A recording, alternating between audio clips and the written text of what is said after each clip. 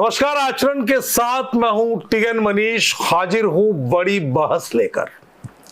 दरअसल ये बहस नहीं है, ये आज के देश का, आज के समाज का और आज की व्यवस्था का बहुत बड़ा ज्वलंत मुद्दा है। और ये मुद्दा आज से नहीं है, ये मुद्दा तब से है जब से हम संवैधानिक व्यवस्था में आए। इसका एक शब्द है आरक्षण। आखिर आरक्षण पर अलग अलग स्तर पर मामले इतने कैसे हो गए कि सुप्रीम कोर्ट ने 22 सितंबर को सुनवाई की शुरुआत करने की बात कही है और इसमें देश के सभी राज्यों के जितने भी आरक्षण संबंधी मामले थे, याचिकाएं थी, उनको एक साथ एकजाय करके और फिर सुनवाई का सिलसिला शुरू होने वाला है। इसकी पृष्ठभूमि में आपको बता दें, अगर हिंदुस्तान के दिल मध्य प्रदेश की बात करूं तो मध्य प्रदेश में 28 अगस्त को मुख्यमंत्री डॉक्टर मोहन यादव ने पहली बार एक जाजम एक मंच पर सारे दलों को बुलाया, सर्वदलीय बैठक अपने ही मुख्यमंत्री निवास पर कराई और ओबीसी आरक्षण के मसले पर जो 13% भर्तियों में होल्ड का मामला है और इसके अलावा ओबीसी को लेकर किस तरह से एक राय बन सकती है, आम सहमति कैसे बनेगी, उस पर सिर जोड़कर सारे बैठे। और उसके बाद यह तय हुआ कि 10 सितंबर को जितने भी अलग अलग दलों से जुड़े ऐसे वकील हैं जो आरक्षण की याचिकाओं पर बात कर रहे हैं, उनकी सबकी दिल्ली में बैठक होगी। लेकिन 22 सितंबर से ये अति महत्वपूर्ण सुनवाई शुरू होने वाली है और शीर्ष अदालत 5, 7, 10 दिन जितना भी समय लगता है उसमें क्या कुछ मंथन निकाल कर और क्या सॉल्यूशन देगी, इस पर टकटकी लगाए हिंदुस्तान की लोकतांत्रिक व्यवस्था में राजनीति कर रहे तमाम वो सामाजिक लोग जिन्हें जाति के आधार पर वोट की भूख है, वो बिल्कुल गहरी निगाह से देख रहे हैं। हमारे साथ आज आरक्षण के मुद्दे पर चर्चा के लिए दो खास शख्सियत मौजूद हैं। दोनों ही युवा हैं और युवा होने के साथ साथ अपने विचार को लेकर लगातार मुखरता से अलग अलग प्लेटफॉर्म्स पर बात करने में सक्षम हैं।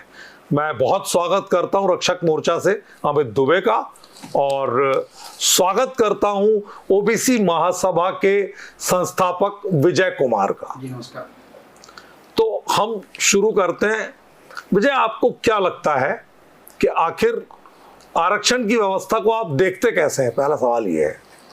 देखिए, आरक्षण की जो व्यवस्था है वो प्रतिनिधित्व की व्यवस्था है। इस देश के अंदर, आजाद भारत के अंदर हमारा जो SC ST OBC का वर्ग है या अल्पसंख्यक का वर्ग है, उसमें सामाजिक जो बहिष्कृत समाज है जी, वंचित समाज है, उसको मेन स्ट्रीम में लाने के लिए जो आरक्षण की व्यवस्था राष्ट्रीय छत्रपति साहू जी महाराज ने बनाई थी। जब उन्होंने देखा था कि जिस तरीके से एक निर्बल घोड़ा एक सबल घोड़ा यदि उस दौड़ में दौड़ेंगे तो निर्बल घोड़े को जब तक उसको एक व्यवस्था नहीं दी जाएगी, उसको अलग से रिजर्वेशन या हिस्सेदारी नहीं दी जाएगी, प्रतिनिधित्व दिया जाएगा, तब तक वो उस लाइन में खड़ा नहीं हो पाएगा। तो आरक्षण की व्यवस्था है वो बेसिकली आरक्षण प्रतिनिधित्व की व्यवस्था है, ना कि कोई अन्य जो बड़े। तो आप ये मानते हैं कि आजादी के पहले से चला, फिर आजादी के बाद इसका स्वरूप लगातार बदला, बाबा साहब ने अलग तरह की बात कही, 10 साल की बात थी, तमाम चीजें, आपको लगता नहीं है कि इतने लंबे अरसे में अभी तक घोड़ा जो है वो सबल नहीं हो पाया? देखिए, ये बात सही है कि आरक्षण की व्यवस्था बाबा साहब ने संवैधानिक आर्टिकल 340, 41 और 42 में दी, SC ST OBC को दी जी। और आपको समझना पड़ेगा ये बात कि कहीं ना कहीं राजनीतिक महत्वाकांक्षा के कारण बिल्कुल आज भी जो वंचित समाज है उस तक वो व्यवस्था नहीं पहुंच पाई। इसी की वजह से आज भी मध्य प्रदेश के अंदर और देश के अन्य भागों में जो OBC है या SC ST है, उनको संख्या के हिसाब से हिस्सेदारी नहीं मिल पा रही है। हम जिस नारे की बार बार बात करते हैं कि जिसकी इतनी संख्या भारी उसकी उतनी भागीदारी हिस्सेदारी, आप समझ सकते हैं कि 1931 में जो जनगणना हुई, जिसके आधिकारिक आंकड़े ब्रिटिश शासन के दौरान हुई, उसके आंकड़े जब 52% 54% ओबीसी के आए, आज भी मध्य प्रदेश के अंदर देश के अन्य राज्यों में, कई राज्यों में आज भी 27% की लड़ाई पिछड़ा लड़ रहा है। एक्चुअल में वो मंडल कमीशन टाइम से 54% और 52% लड़ाई थी। आप समझ सकते हैं कि कहीं ना कहीं भागीदारी और प्रतिनिधित्व की लड़ाई है, उस लड़ाई को आरक्षण नाम दिया गया। और ये लड़ाई हम किसी वर्ग विशेष के विरोध में नहीं खड़े होकर काम कर रहे हैं, हम ये बात कर रहे हैं कि भाई यदि सामने वाले की जो संख्या है उसके हिसाब से हिस्सेदारी उसको ही मिलनी चाहिए। यदि SC/ST की हिस्सेदारी इतने 52% है और पिछड़े वर्ग की 52% है तो उसको 52% हिस्सेदारी मिलनी चाहिए। ये प्रतिनिधित्व की लड़ाई है, प्रतिनिधित्व की भागीदारी, सामाजिक न्याय की बात होती है। ठीक, अमित क्या लगता है आपको, जैसे विजय ने अपनी बात रखी, आप लगातार रक्षक मोर्चा के बैनर पर इस पूरी व्यवस्था का बिल्कुल पुरजोर तरीके से विरोध करते आए हैं। देखिए, हमारा विरोध इस चीज से नहीं है, हमारा विरोध इस चीज से है, आरक्षण दिया है उससे हमारा विरोध नहीं था जी।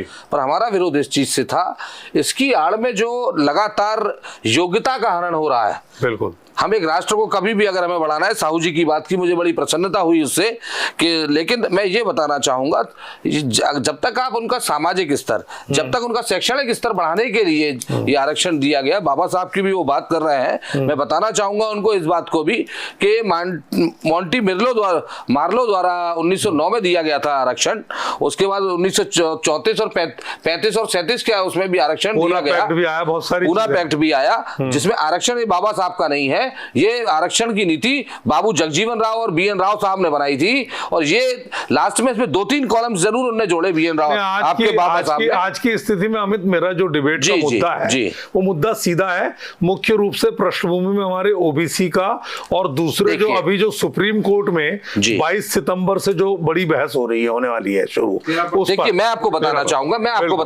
52% और 54% जो ये आबादी के हिसाब से मांग रहे हैं, मेरा साफ कहना है आबादी के हिसाब से क्यों लेते हैं? क्या इसमें क्रीमी लेयर नहीं है? क्या ये लोग अभी तक बढ़ नहीं पाए? 78 साल का इनको मौका मिला और इसमें मैं कई ऐसे लोगों को जानता हूं, कई ऐसे चेहरे रहे, जाने माने चेहरे हैं आज भी, कि जो आज भी क्रीमी लेयर के ऊपर आते हैं पर फायदा पूरा का पूरा उठाते हैं, अपना क्रीमी लेयर मानने को तैयार नहीं है। क्रीमी लेयर अगर छाट दी जाए इसमें से उनके, मेरा तो साफ कहना है सरकार को चाहिए कि इनके पास से जो क्रीमी लेयर में आ गया उसका जाति प्रमाण पत्र उठाकर फेंक दिया जाए, उसका जाति प्रमाण पत्र निरस्त किया जाए, क्योंकि तब ये संख्या उसमें आएगी, क्योंकि दूसरे का हक खा रहे हैं, लगातार दूसरे का हक खाने की जो दौड़ SC ST OBC तीनों में चल रही है। ये बहुत आपका आरोप है ये, विजय आपको क्या लगता है? ये देखिए, मैं एक और आपको बता दूं, जो अभी बैठक हुई थी 27 तारीख को, जो हुई 28 तारीख को, उसमें प्रमुख मौजूदा जो दल थे उन्होंने कुछ नहीं किया, उन्होंने सीधा सवर्णों, उन्होंने एक बैठक की कि सीधा सवर्णों को किस तरह से दंडित कर सकते हैं।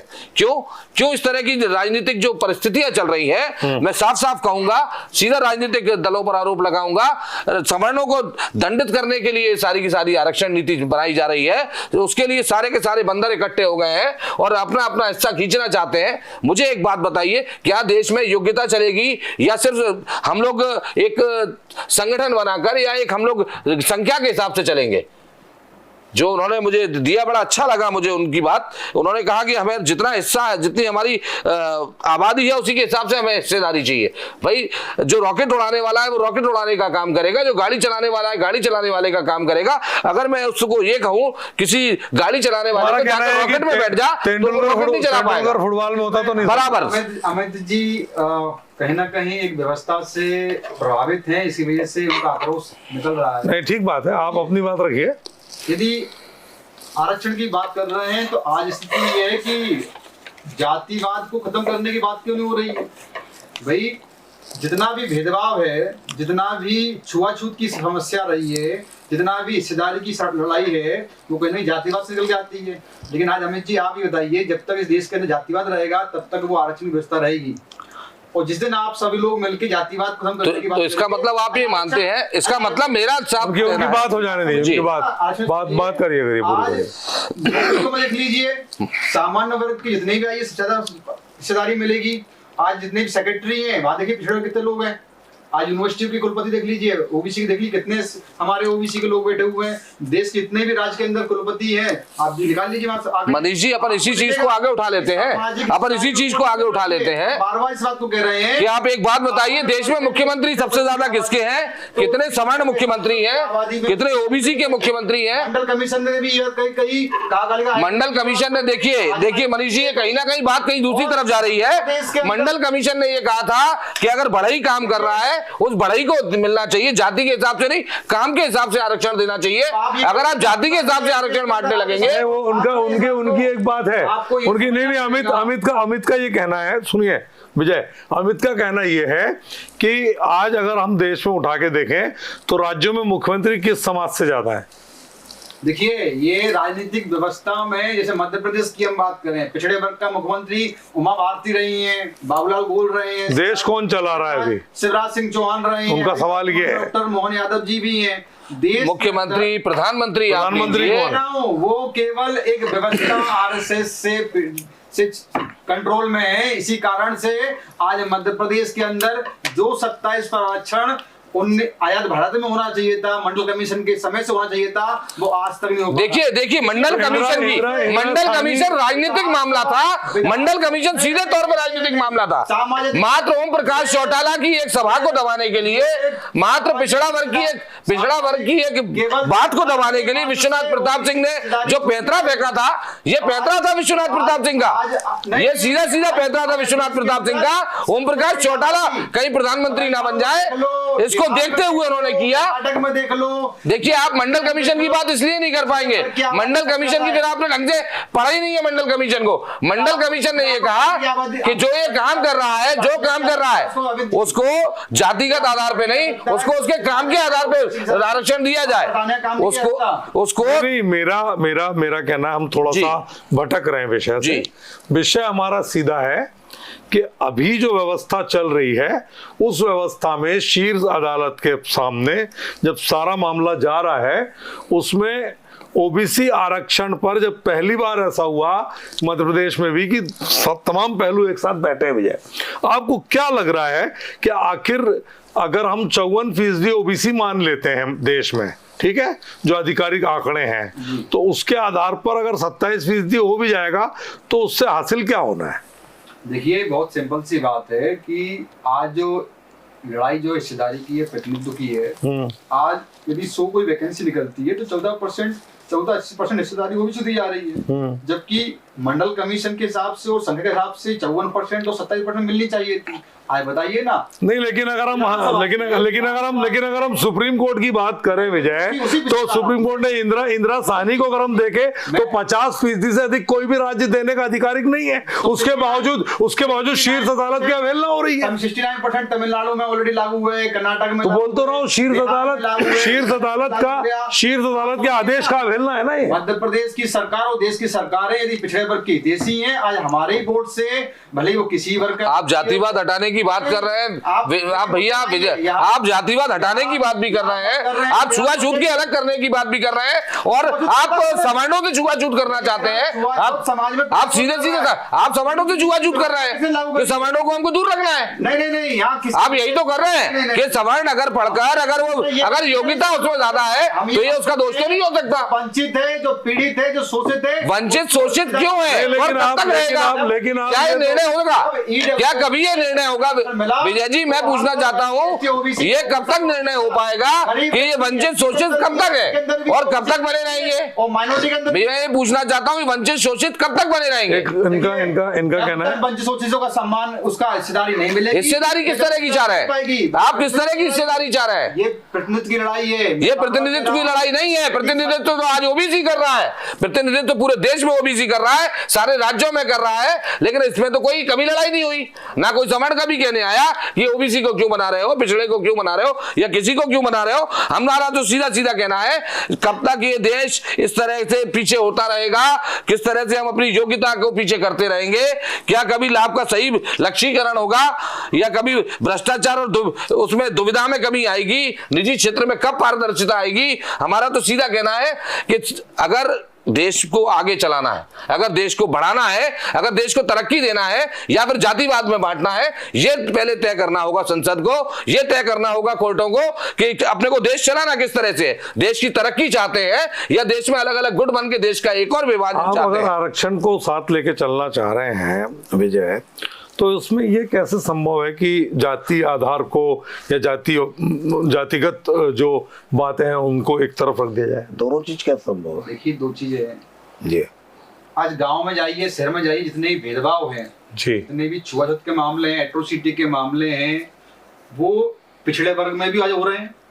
और आप समझ सकते हैं कि मैं कह रहा हूं कि जो हम 13% के विषय पे आज यहाँ बैठे हुए हैं, वो 13% का जो मामला है मध्य प्रदेश के अंदर, जो 28 अगस्त की मीटिंग की आपने चर्चा यहाँ पर, बिल्कुल 27% आरक्षण उन्होंने 12 विभागों में देने की बोली है। 12 विभागों में सरकार ने, कांग्रेस बैठी वहां पर, बीजेपी का पूर्ण सत्ता की व्यवस्था बैठी वहां पर, अन्य पार्टी के लोग बैठे, ओबीसी के और अन्य लोग वहां पर, वकील हमारे बैठे यहाँ से। तो सरकार ने 12 विभागों में बात कही उसमें कि भाई सरकार की मंशा भी है। हाँ। तो प्रश्न यहाँ पे होता है, देखिए मुद्दे पे यदि हमें बात करनी है कि 13% के लिए जो जीएडी का जो एक पत्र था, जिसकी वजह से 18/105 2021 की याचिका थी यूथ फॉर इक्वलिटी की, वो माननीय न्यायालय ने उसको डिसमिस कर दिया। और सुप्रीम कोर्ट भी ये बात कर रहा है कि भाई हमारी तरफ से किसी तरह का होल्ड नहीं है, सरकार हमारी तरफ से फ्री होल्ड है। माननीय न्यायालय कह रहा है, माननीय हाईकोर्ट कह रहा है, माननीय सुप्रीम कोर्ट कह रहा है। चूंकि मध्य प्रदेश की भाजपा सरकार नागपुर से संचालित होती है, वो बार बार ये बात कह रहे हैं कि भाई आप लोग बैठ जाइए, आप लोग निर्णय कर लीजिए। अभी 4 तारीख को ही अभी दिल्ली के मध्य प्रदेश भवन में प्रशांत सिंह जो मध्य प्रदेश के महाधिवक्ता हैं, उन्होंने बैठक ली। उसमें पिछड़े वर्ग के हमारे रामेश्वर जी, विनायक जी और अन्य साथी जो हमारे वकील हैं, जो हमारी तरफ से वहां पर बात रख रहे हैं, वो भी बैठे। और प्रशांत सिंह की पूरी टीम बैठी। और हमारे जो छात्र हैं, जो पीड़ित हैं, आप समझिए पिछले 6 साल से 87 और 13 का एक व्यवस्था बना दी गई है। 87% आप रिजल्ट घोषित कर रहे हैं और 13% होल्ड कर रहे हैं। देखिए उसमें कहीं ना कहीं अनारक्षित भी है, उसमें लोग अनारक्षित भी है, अनारक्षित वर्ग के लोग भी हैं उसमें। मैं देखिए पीड़ितों में विषय पे आना चाह रहा हूँ, मैं भी आपसे विषय की बात करना चाह रहा हूँ। मामला है, हम उस विषय पे भी यहाँ रखेंगे जिस विषय पे आज हम लोग यहाँ डिबेट में बैठे हुए हैं, जो वर्तमान में ज्वलंत मुद्दा है। और जो न्याय की बात है, देखिए न्याय की बात अगर आप करने बैठे हैं, न्याय की बात करने बैठे हैं, तो कहीं ना कहीं तो आपको तय करना होगा। 27 मिलना चाहिए। आप हमको ये बताइए, आप कहीं तो तय करेंगे कि नहीं, मैं आपसे ये बात कर रहा हूँ, कहीं तो तय करिए। जो विषय है वो 13% होल्ड का मामला है, जो 27% 13% होल्ड का अकेले का मामला नहीं, 27 तेलंगाना के अंदर मिल रहा है। आप आरक्षण बढ़ाने की बात कर रहे हैं, आप बिहार में दे रहे हैं, आप योग्यता की हत्या की बात कर रहे हैं। मैं आपसे कह रहा हूँ योग्यता की हत्या मत करिए, आप बीच का रास्ता निकालिए उसका। मनीष जी की बात से बिल्कुल सहमत हूँ। आप बताइए, पिछले जब से ईडब्ल्यूएस आरक्षण लागू हुआ है जी, और उसकी आप मेरिट लिस्ट निकालिए, आप ओबीसी की मेरिट लिस्ट हाई जा रही है, ईडब्ल्यूएस की डाउन जा रही है। बताइए योग कौन है? बिल्कुल मैं यही कहना चाहता हूं आपसे, मैं यही कहना चाहता हूं, क्या कहीं ये आरक्षण योग्यता को पी तो नहीं रहा? क्योंकि क्या है, देखिए 70 साल में हुआ ये है मनीष जी, मैं आपको बताता हूं मनीष जी 70 साल में हुआ ये है कि सवर्ण गरीब होता जा रहा है और पिछड़ा अमीर होता जा रहा है। ओबीसी की जो मेरिट लिस्ट है वो हाई जा रही है, हमारे बच्चे योग। बिल्कुल सही हो आप अपनी जगह बिल्कुल सही हो। योग है, उसके बाद मैंने योग्यता पर सवाल नहीं उठा रहा हूं, मैं फिर आपसे कह रहा हूं कि 70 साल में हुआ ये है, 54% ये पूरे आरक्षण में मनीष जी इसमें हत्या ये हुई है, इसमें हत्या सवर्ण की हो रही है, इसमें हत्या सवर्ण की इस तरह से हो रही है कि 70 साल में सवर्ण गरीब से गरीब होता जा रहा है और पिछड़ा अमीर हो गया है, सवर्ण पढ़ाने लायक ही नहीं बचा। इस आरक्षण का ये हुआ है। ईडब्ल्यूएस से क्या मिल रहा है? ईडब्ल्यूएस हम तो चाहते ही नहीं है। ईडब्ल्यूएस हमको मिल क्या रहा है? इससे कोई लाभ नहीं मिल रहा हमको, वही तो पूछ रहा हूँ, इससे हमको कोई लाभ ही नहीं मिल रहा। हम तो आप ये बताइए ना, हमारे प्रमोशन में उसमें लाभ नहीं मिलता, हमें किसी तरह का कोई लाभ उसमें प्राप्त नहीं हो रहा, क्योंकि ज्यादातर तो ईडब्ल्यूएस में चलेगा। 10% आरक्षण है, ज्यादातर तो ईडब्ल्यूएस में चलेगा। आरक्षण है क्या ये? क्या कोई आरक्षण नहीं, लिबरलिटी है, 10% लिबरल दिया है। 10% ईडब्ल्यूएस। एक मिनट विजय जी, 10% ईडब्ल्यूएस को आप आरक्षण मानते हैं या लिबरलिटी मानते हैं? देखिए ईडब्ल्यूएस को सबको स्पष्ट दिख रहा है कि 10% जो भागीदारी है वो आरक्षण के रूप में दी गई है, यूआर कैटेगरी को दी गई है। लेकिन इसमें गरीब कौन होता है? गरीब पिछड़े वर्ग में भी मिलते हैं, गरीब एससी के अंदर भी हैं, गरीब एसटी के अंदर भी हैं, माइनॉरिटी के अंदर। देखिए SC ST का तो बहुत साफ है। नहीं देखिए SC ST पूरी OBC पूरी बात होने जी बताइए। के अनुपात में भागीदारी वहाँ मिल रही है, 16-20% का वहाँ हिस्सेदारी मिल रही है। मैं बहुत स्पष्ट कह रहा हूँ मनीष जी आपसे कि 54% जो पिछड़े वर्ग की आबादी है उसके साथ में अहित हो रहा है, उसके साथ में अन्याय हो रहा है। यदि अमित जी इस बात से सहमत हैं तो मध्य प्रदेश के अंदर जितने भी हमारे विधायक MLA हैं, जितनी भी सरकारें आई हैं, वो पिछड़े वर्ग के बोर्ड से ही वहां व्यवस्था बैठती हैं। मुखोटा पिछड़े वर्ग का कोई बना दो, भले उमा जी बना दो, शिवराज जी बना दो, मोहन यादव जी बना दिए, लेकिन सलाह कौन रहा है? PS वोट कौन बैंक। है? IAS कौन है? नीति निर्धारक कौन है? GAD कौन कर रहा है? आप बताइए ना, 1805 की याचिका खारिज हो चुकी है, आज कोर्ट बार बार बोल रहा है कि भैया 13% आप देते, होल्ड अनहोल्ड क्यों नहीं करते हैं? लेकिन उसके बाद भी क्यों? क्योंकि नीति GAD में कौन बैठा हुआ? प्रशांत सिंह बार बार पूरे प्रदेश की पूरी मुखिया टीम बैठी है, सत्ता पक्ष भी बैठा हुआ, प्रशांत सिंह वीडियो कॉन्फ्रेंसिंग में बैठते हैं। दिल्ली पे आते हैं अपन, अब दिल्ली पे आते हैं। 22 सितंबर का क्या लग रहा है आपको? देखिए 22 सितंबर से माननीय सुप्रीम कोर्ट जो पिछड़े वर्ग का 13% का होल्ड का जो मामला है उस पे प्रतिदिन वहां पे सुनवाई करने वाला है। और निसंदेह इसमें जो भाजपा की सरकार है उसमें हम बिल्कुल ये बात स्पष्ट है कि उनकी कोई नीति नियति नहीं है। स्पष्ट रूप से जो कह रहे हैं, अभी प्रशांत सिंह जी से 4 तारीख को हमारे पिछड़े वर्ग के वकीलों के साथ बैठक हुई है, भर्ती भी थे।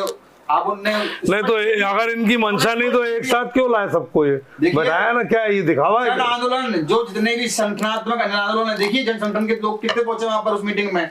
आज कांग्रेस बैठ गई, बीजेपी बैठ गई, आम आदमी बैठ गई, सपा बसपा बैठ गई। बताइए जो देखिए मनीष जी रोने वाली बात वही है, जो इनका भी दर्द वही है, इनका भी दर्द वही है कि हमारा मत रखने वाला, जो इन लोगों को हम मत देते हैं वो वहां जाकर हमारा मत नहीं रखते हैं। जो विधानसभा लोकसभाओं में जिनको मत रखना चाहिए हम यहाँ से मत देकर भेजते हैं, हमारी वहां पर जाकर बात करिए, और ये लोग बात नहीं करते हैं वहां पर, ये वहां पर जाकर बात नहीं करते हैं। यही तो प्रतिनिधित्व है, हम यही तो कह रहे हैं कि भाई नहीं तो उनका मेरा भी दर्द यही है भाई। दोनों पक्षों का दर्द है, दोनों पक्षों का दर्द ये है। मैं समझ गया हूं कि हम आपको चुनकर भेज रहे हैं, हम अपना कीमती मत आपको दे रहे हैं कि आप हमारा अभिमत सरकार के जरिए। लेकिन संगठन कहां थे भाई? लड़ाई कौन लड़ रहा है भाई? कांग्रेस आज इन्वॉल्व हुई है, अन्य पार्टी आज इन्वॉल्व हुई है, वो हमारे के वहां पे नीति निर्धारित कर रही है। अच्छा एक सवाल ये मत के डकैत है। विजय जी मैं आपकी बात से सहमत हूं। एक सवाल है अमित, एक सवाल है अमित से सवाल है जी। अमित ये बताएं कि आज ये जो बात हो रही है, ओबीसी की बात हो रही है, चाहे आरक्षण की बात हो रही है, हम कर रहे हैं, इसमें जो नेता समाज से किसी पार्टी में खड़ा होता है जी, फिर उसके बाद सारे समाजों में ये होता है, कॉमन है कि फिर उस नेता के हिसाब से कहीं ना कहीं विचार का प्रभाव बदलता है और फिर लोग एक समर्थक के नाते उसको जिता करके भेजते हैं जी। तो वहां पर एक चीज खत्म हो जाती है कि आपके सामाजिक जो संगठन जो होना चाहिए, जो एकता होनी चाहिए जी, वो कहीं ना कहीं क्या देखते हैं आप, किस तरह देखते हैं? देखिए मैं ये देखता हूं कि ये एक प्रलोभन का काम चल रहा है, सीधे ठग विद्या चल रही है, तू इसको ठग ले मैं उसको ठग लूं। ये टोपियां जो इधर से उधर करने का काम जो राजनीतिक दल कर रहे हैं, देखिए आपने देखा होगा कोई एक जाति का खड़ा करता है उसके अगेंस्ट में जो दूसरी जाति का खड़ा कर देते हैं। क्यों? जनसंख्या को देखते हुए उन्होंने देखा इसके समर्थन में इस पक्ष की जनसंख्या ज्यादा है, सामाजिक समीकरण, सोशल इंजीनियरिंग जो नया टर्म दे दिया है, जो नया टर्म दे दिया है, ये एक वोट डकैती का मामला है, ये वोट ठगी का मामला है। मैंने पिछली बहस में भी कहा था, ये लोग मिलकर वोट ठग रहे हैं। आपको क्या लगता है कि जैसे आप ओबीसी की जिस संगठन की आप लोग बात करते हैं कि हम अगुवाई कर रहे हैं साहब, हम लगातार आंदोलन कर रहे हैं, हमें सरकार ने नहीं पूछा, आप मुझे ये बताएं कि आज की स्थिति में क्या आप बिल्कुल 100% अंतरात्मा की आवाज से कहने की स्थिति में है क्या कि ओबीसी पूरी तरह से एकजुट है, और क्या अमित दुबे कहने की स्थिति में है क्या कि सवर्ण पूरी तरह से संगठन में है, एकजुट है? क्या ये राजनीति आपकी खिलौना नहीं है क्या? देखिए ये बात सही है कि कोई भी समाज एकजुट नहीं होता, लेकिन उसको एकजुट करने के लिए संगठन बनाए जाते हैं, और आज संगठन की जिम्मेदारी होती है कि उनकी जो अन्याय अत्याचार हो रहा है या उसके साथ में जो सामाजिक भेदभाव हो रहा है, हिस्सेदारी नहीं दी जा रही है, वो आवाज सामाजिक संगठन उठाएं। आज आप देख लीजिए कि यदि किसी थाने का टीआई यदि सामान्य जाति से है और पिछड़े वर्ग के लोग या SC/ST के लोग वहां पर अपना आवेदन लेके जाते हैं, तो आप देखिए कि उसकी आवेदन लिए नहीं जाते हैं, उस पर कार्रवाई नहीं होती है। नहीं, ये तो आप देख लीजिए, थाने के TIO से देख लीजिए, आप नगर निगम में चले जाइए, मध्य प्रदेश के अलग अलग स्थानों पर देख ले आइए, अधिकारी भी किस व्यवस्था से, किस वर्ग के लोग, किस संख्या में, मैं बार बार नगर निगम ग्वालियर में तो बहुत सारे हैं जो अनारक्षित कम है प्रमुख पदों पर। मैं बहुत स्पष्ट ये बात कह रहा हूँ, बार बार प्रतिनिधित्व की बात कर रहा हूँ, हिस्सेदारी की बात ये कह रहा हूँ। पूरी व्यवस्था जो साहू जी महाराज के मैंने जो बात कही थी, साहू जी महाराज ने जो मंत्रिमंडल की बात कही थी, वहां पर स्पष्ट संदेश दिया था कि भाई हर वर्ग का, हर व्यक्ति का प्रतिनिधित्व होना चाहिए। जो मत की बात अमित जी ने कही कि हमारा मत वहां पर नहीं लिया गया, भाई वही तो हम बात कर रहे हैं कि जब 100% जब कोई नौकरी निकलती है तो भाई संख्या यदि 54% है तो केवल 14 क्यों, भाई 27 मिलनी चाहिए मध्य प्रदेश के हिसाब से। और न्याय की हम बात करते हैं तो 54% हिस्सेदारी मिलना चाहिए। हम ये नहीं कहते हैं, हम ये नहीं कह रहे हैं SC को यदि 16% मिल रहा है, ST को 20% मिल रहा है, तो हमने ये भी नहीं बोला कि सामान्य वर्ग जो संख्या के साथ 10% संख्या में है तो उसको नहीं मिलना चाहिए। हम बिल्कुल इसके विरोध में नहीं है, भाई आपको 10% मिल रहा है तो 20% मिल रहा है, कोई लड़ाई सी बात की है। हमने आपका विरोध कब किया भाई? हमारी देखिए विजय जी, हमारी आपकी कोई लड़ाई नहीं है। मैं आपको फिर बता दूं के लोग पिछड़े वर्ग के, वंचित समाज के लोगों पर अत्याचार हो रहे हैं। आप मेरी बात को समझिएगा, जातिगत भेदभाव देखिए, आप मेरी बात को देखिए। मैं आपको बताता हूँ विजय जी, तो जायज बहुत सारी घटनाएं ऐसी होती हैं जहां पर मार दिए जाते हैं, जातिगत भेदभाव होता है, उनके साथ में रेप के केस होते हैं। देखिए एट्रोसिटी नहीं होता तो आज वो समाज सड़कों पे निकलने मजबूर। देखिए विजय जी, मैं आपको बताता हूँ, 99 सभी सरकारी आंकड़े भी कह रहे हैं, प्राइवेट आंकड़े भी कहते हैं 99% केसेस एट्रोसिटी एक्ट के झूठे हैं, फर्जी मुकदमे कायम कराए जाते हैं। ये कमाई का जरिया बन गया है, ये एक उद्योग का रूप ले लिया है इसने, ये एक उद्योग बन गया है। आप बताइए पिछड़े वर्ग, मैं कहता हूं चलिए SC/ST वर्ग का कहना है, जो हमारे यहाँ की आर्मियां वगैरह जो बन गई है छोटी मोटी, ये लगातार उड़ाती रहती है कि हम सब उन लोगों OBC हमारे साथ आ गया है या हम OBC के साथ चल रहे हैं। मैं ये कहना चाहता हूं, आप अगर आ गए हैं तो भाई उन्हें भाई मानिए ना, क्यों उन पर लगेगा एक्ट? लगाइए सवर्णों पर, तो आप अत्याचार कर ही रहे हो। एक आपको मिल गई है जाति जिसके ऊपर आपको अत्याचार करना ही है, आप ट्रैक ठान कर बैठे हो, तो उनके ऊपर से SC/ST एक्ट सबसे पहला आंदोलन होना चाहिए कि जाकर SC/ST एक्ट इनके ऊपर नहीं लगाया जाएगा। मैं तो ये कहता हूं सरकारें पूरी तरह से नपुंसक हो गई हैं। सरकारों ने ये सोचना छोड़ दिया है कि इसका सही लक्ष्यीकरण क्या किया जाए, आरक्षण क्यों मिलना चाहिए। सबसे पहले ये सोचिए, सामाजिक स्थिति हमें बराबर चाहिए, शैक्षणिक स्थिति बराबर चाहिए, समानता की बात तब आती है। समानता की बात तब आती है अगर आप IAS बने हो, आपके बाजू में भी एक सामान्य IAS और बैठा है, तो आपके बीच में तो समानता अपने आप हो गई। तो मेरा कहना साफ है, देखिए मैंने आपसे वही कह रहा हूं, लाभ का लक्ष्यीकरण होना चाहिए, एक लाभ का लक्ष्यीकरण होना चाहिए कि पिछड़े वर्ग के व्यक्ति जो 1 एकड़ 2 एकड़ की जमीन कर रहा है, वो अपना पेट काट के, यदि वो, मुझे एक बात बताइएगा विजय जी, आप यहीं पर हैं, आप ग्वालियर, मैं अपन तो अपने संभाग की बात भी करता हूं, मैं जबलपुर संभाग की बात भी करता हूं।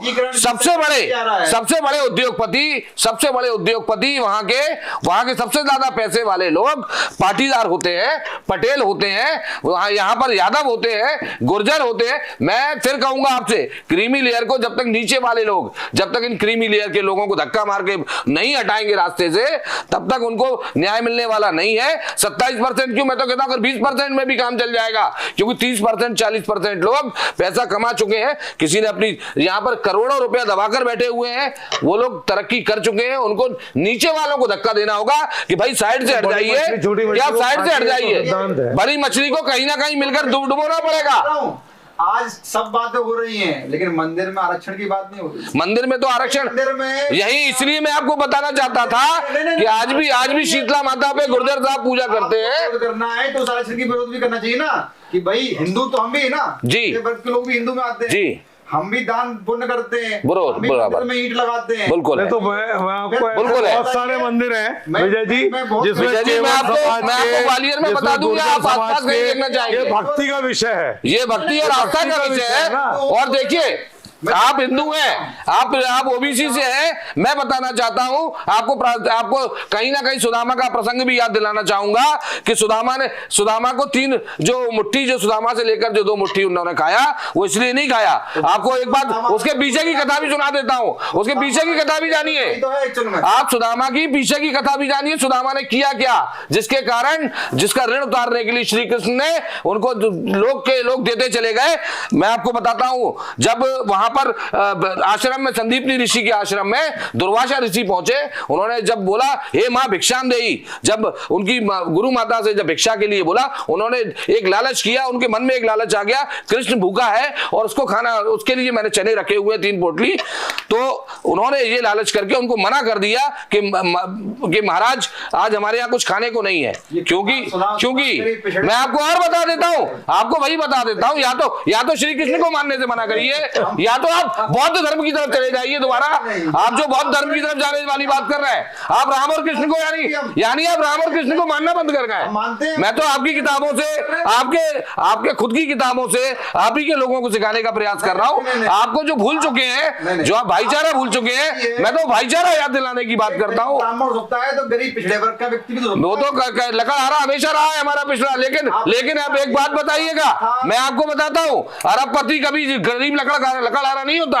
अरबपति ग्वालियर शहर के अरबपति करोड़पतियों की लिस्ट उठा लीजिए, 90% पिछड़ा वर्ग के लोग यहाँ पर अरबपति हैं, और जो अरबपति है वो खा रहे हैं उनका। क्यों? अपने लड़के को डीएसपी भी बनाना है, पिछड़ा वर्ग का फायदा चाहिए। फर्जी मुझे आय प्रमाण पत्र भी चाहिए, मुझे फर्जी आय प्रमाण पत्र भी चाहिए। एक सवाल आज मध्य प्रदेश के अंदर पिछड़े वर्ग की छात्रवृत्ति की लिमिट 3 लाख रुपए और 8 लाख की लिमिट ईडब्ल्यूएस की है। तो आप समझिए सामाजिक अन्याय नहीं होता। अब आप ये बताइए, सामाजिक अन्याय इसको कहते हैं, सामाजिक अन्याय इसको कहते हैं। विधायक का भतीजा मैं देखिए मैं मुद्दे की बात कर रहा हूँ, करोड़पति का भतीजा 4 लाख का 3 लाख का अपना आय प्रमाण पत्र बनवा के लाता है, और आपको शायद आपको अभी स्कॉलरशिप की जानकारी नहीं है। विजय जी, मैं विरोध करूंगा आपका, और साथ साथ विरोध करूंगा। मैं आपको बता देता हूं, इसका एक क्राइटेरिया होता है, ट्यूशन फीस पूरी दी जाती है, उसके अतिरिक्त भत्ते हटा लिए जाते हैं, ये इसका क्राइटेरिया होता है। ट्यूशन फीस कभी किसी की पूरी ये कैंसिल नहीं होती, ये भी आपको बता दूं। और क्रीमी लेयर तो आप ही को चाटनी पड़ेगी, ये दर्द आपके खुद के दिल का है, ये हम इसका इलाज हम नहीं कर पाएंगे, ये आपको खुद को करना पड़ेगा, और ये भी आप ही को तय करना पड़ेगा। आप रामकृष्ण को मानेंगे नहीं मानेंगे, ये भी हम नहीं कर सकते, हम ये भी नहीं कर पाएंगे। आप भगवान को मानते हैं नहीं मानते, ये आपको तय करना है, हमारी तरफ ऐसा कुछ भी नहीं है। ये गलत आरोप आपका है। देखिए, आस्था पर चोट आप करने का प्रयास कर रहे हैं। आप जब भगवान के सुदामा को मानने को तैयार नहीं है, ये आप गलत कर रहे हैं। मैं ये कह रहा हूं, आप गलत तरीके से जा रहे हैं। मैं आपसे मुद्दे की बात कर रहा हूँ, मैंने आपसे पूछा लाभ का सही, ये इसका तरीका क्या है? तमिलनाडु में पिछड़े वर्ग को भी आरक्षण दिया मंदिरों में, इसका फायदा क्या है? आप तो मुझे ये बताइए। यहाँ बात ये होनी चाहिए कि इसका लाभ कैसे लिया जाएगा, इसमें भ्रष्टाचार और दुविधा कैसे खत्म होगी। आज बिना इंटरव्यू के आप इस बात की बात क्यों नहीं कर रहे हैं? देखिए विजय जी, आप बात दूर की कर रहे हैं, मैं आपसे मुद्दे की बात कर रहा हूँ। इसमें लाभ का सही लक्ष्यीकरण कैसे होगा? आपको बात ये करनी चाहिए, कि भ्रष्टाचार और दुविधा कैसे खत्म होगी। समय जो है अब बिल्कुल हो गया है। मैं ये कहना चाह रहा हूँ आखिरी में, दोनों से बहुत शालीनता के साथ, गंभीरता से, अभी की स्थिति में 22 सितंबर से जो शीर्ष अदालत में शुरू हो रही है सुनवाई, उससे आपकी अपेक्षाएं क्या है विजय जी? 30 से 40 सेकंड में, और फिर उस अमित आपको क्या लगता है? देखिए, शासन को ये चाहिए कि जो ट्रिपल टेस्ट की बात है, जो गौरीशंकर विषयन आयोग जो मध्य प्रदेश आपकी रिपोर्ट है, उसके आधार पर जो 35+ आरक्षण ओबीसी देने की बात कही गई उसके अंदर, उस आंकड़े को सामने रखते हुए मध्य प्रदेश के महाधिवक्ता प्रशांत सिंह और जो उनके जो वकील वहां खड़े होने वाले हैं, जो पक्ष रखने वाले हैं, चूंकि अभी 28 तारीख को मोहन यादव जी ने खुद कहा है कि सरकार सत्तारूढ़ देने के पक्ष में है, लेकिन उनकी पक्ष सुप्रीम कोर्ट में दिखने वाला है कि किस तरीके से वो वहां पे आंकड़े रखेंगे। पिछड़े वर्ग के जितने भी वकील हैं वो अपना पक्ष रखेंगे। निसंदेह ये जो 13% होल्ड का मामला है वो अनहोल्ड होगा, क्योंकि तमाम सारे आंकड़े, तमाम सारी व्यवस्था पिछड़े वर्ग के हक में दिखाई दे रहे हैं। और मेरा ये मानना है कि माननीय न्यायालय से पिछड़े वर्ग को न्याय मिलेगा। और हमारे जो 87,000 बच्चे हैं जो अनहोल्ड है पिछड़े वर्ग के, पिछले 6 साल से तमाम सारी वैकेंसियों में उनको न्याय देने का काम माननीय न्यायालय करेगा, ऐसा मेरा विश्वास है। चलिए, अब आपको क्या लगता है 22 सितंबर से जो कवायद हो रही है, जो कवायद हो रही है, ये निश्चित तौर पे एक ये अगर सही दिशा की तरफ जाती है तो बड़ी अच्छी कवायद है। मैं कहना चाहूंगा कि लाभ का सही लक्ष्यीकरण इसमें बहुत आवश्यक है। लाभ का सही लक्ष्यीकरण हो कि इसको हमें कहां तक लेकर जाना है। साथ में सुप्रीम कोर्ट को यह भी तय करना चाहिए किस तरह से ये जो अपर जो लेयर है, इसको जो क्रीमी लेयर है, इसको कैसे तोड़ेंगे, क्योंकि जब तक ये क्रीमी लेयर नहीं हटेगी नीचे के लोगों को फायदा मिलने वाला नहीं है। सामाजिक ताना वाना खराब हो रहा है, भ्रष्टाचार। तो देखिए, मैं आपके बीच में नहीं बोला, मैं आपको अपनी पूरी बात करने दीजिएगा मुझे। और साथ में मैं ये भी कहना चाहूंगा जो भ्रष्टाचार और दुविधा है इसमें, वो ये है कि ये लोग नहीं बताना चाहते हैं, जो बाहर काम करते हैं, जो निजी क्षेत्र में काम करते हैं, वो नहीं बताना चाहते हैं कि मेरी आय कितनी है। वो अपनी आय छुपाकर जो फायदा ले रहे हैं, उससे भी हटना होगा। साथ में मैं ये चाहूंगा निजी क्षेत्र में ये भी पारदर्शिता हो कि अपनी पूरी आय बताकर उस हिसाब से काम करें। और आपको और साथ ही ये कहना चाहूंगा कि भगवान राम में विश्वास रखें। जय सिया राम, जय भवानी, जय परशुराम, जय श्री। तो कुल मिलाकर बात यह है कि अब हिंदुस्तान को यह तय करना चाहिए कि आखिर हम आज़ादी के पहले से आज़ादी के बाद 78-79 सालों के आज़ाद भारत में किस तरह की ऐसी व्यवस्था चाहते हैं जहां पर किताबों में लिखी और संविधान में लिखी ये बात, सामाजिक समरसता जिसको कहते हैं, वो हकीकत के धरातल पर पूरी तरह से साकार हो सके। इसके लिए क्या करना होगा। और दूसरी बात ये कि हकीकत में जो आरक्षण की व्यवस्था है उसको लगातार कितने बार और बढ़ाने की आवश्यकता होगी, एक विषय चिंतन का ये भी है। और तीसरी बात ये कि अब आप दर्शक इस पूरी बहस से ये कमेंट पर जरूर बताएंगे हमें कि आपको क्या लगता है सुप्रीम कोर्ट हर विषय वस्तु पर जहां पर भी कार्यपालिका दम तोड़ती नजर आती है, नाकाम होती है, तो न्यायपालिका ही उसको देखती है। तो ये क्या सच में ये चलते रहना चाहिए देश में, या वास्तव में अपने अपने कर्तव्यों पर सारे जो हमारे स्तंभ हैं, 4 स्तंभ, वो सभी स्तंभ अपने अपने स्तर पर संवैधानिक ढांचे के भीतर रहते हुए अपने कर्तव्यों का पालन करें और समाज में एक ऐसा वातावरण पैदा करें जिसमें जाति के चश्मे से, समाज के चश्मे से, धर्म के चश्मे से, मान्यताओं के चश्मे से ना देखना पड़े एक दूसरे को, और तमाम तरह की वर्जनाएं तोड़ते हुए हम अपनी संस्कृति और संस्कार में जो विश्व गुरु की बात लगातार कहते हैं उसे जमीन पर उतार पाएं। आज की बड़ी बहस में इतना ही। आप दोनों हमारे साथ आए, आपने अपनी बात रखी, बेबाकी से बहस की, आप दोनों का बहुत बहुत शुक्रिया। देश दुनिया की सभी खबरें देखने के लिए जुड़े रहिए आचरण न्यूज से। आचरण न्यूज हर कदम आपके साथ।